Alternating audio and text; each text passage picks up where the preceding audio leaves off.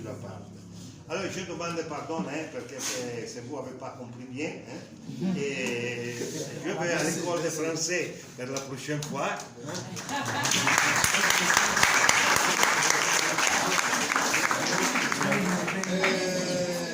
Avant de laisser la parole à monsieur, mais avant, j'aimerais... Alors, il a terminé par l'importance de la publicité. Ce journal-là, c'est un quotidien gratuit. Il fait 16 pages. 24 pages. Et on tirait 10 000 exemplaires par jour. Vous savez combien ça nous coûtait par jour? 5 millions. Par jour pour tirer. C'est cher. 5 millions par jour. Et comme on ne peut pas faire un journal seulement avec notre argent, donc pour que le gratuit fonctionne dans tous les pays où le gratuit fonctionne, c'est la publicité. Mais il a commencé par l'innovation. La mentalité de nos entreprises n'est pas encore arrivée à ce stade.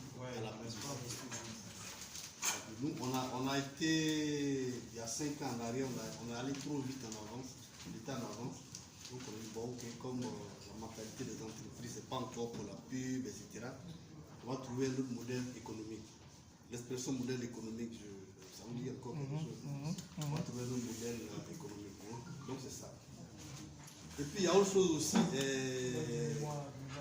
au niveau de la langue, lorsqu'on parlait de la loi, des lois de création du journal en Côte d'Ivoire, on a dit que lorsqu'on dépose les dossiers auprès du procureur de la République, il faut déposer le même dossier pour l'ANP. Alors l'ANP, quel est leur rôle? Ils font la régulation éditoriale et économique. Mais nous, dans nos journaux, il y a des pages en arabe, il y a des pages en anglais. Ils nous ont créé, ils disent, mais écoutez, nous, on parle arabe, on parle anglais.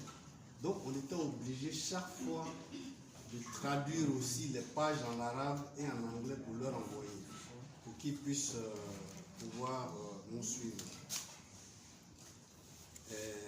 Une chose aussi, vous savez, il est italien, il est architecte, Milan c'est la mode. Donc au début il m'a dit non, il faut que dans le journal on crée une page pour parler de mode. Je lui ai dit mais l'histoire de mode, ça va être cher. Est-ce que les filles ici ont... Il dit non, tu te trompes. Quand je vais dans les supermarchés, les sacs que les demoiselles ivoiriennes portent là, c'est le même sac que les demoiselles de leur âge portent en Europe. Donc on a commencé à mettre aussi des pages pour la mode, pour les filles qui veulent acheter des sacs Gucci, Armani.